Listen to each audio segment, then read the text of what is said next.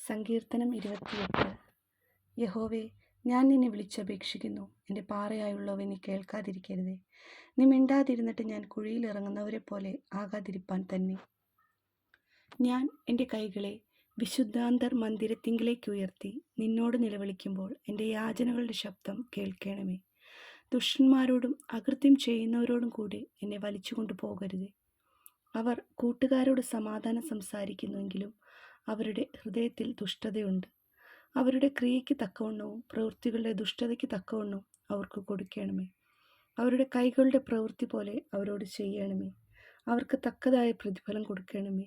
യഹോവയുടെ പ്രവൃത്തികളെയും അവൻ്റെ കൈവേലയെയും അവർ വിവേചിക്കായകൊണ്ട് അവൻ അവരെ പണിയാതെ ഇടിച്ചു കളയും. യഹോവ വാഴ്ത്തപ്പെട്ടവനാകട്ടെ. അവൻ എൻ്റെ യാചനകളുടെ ശബ്ദം കേട്ടിരിക്കുന്നു.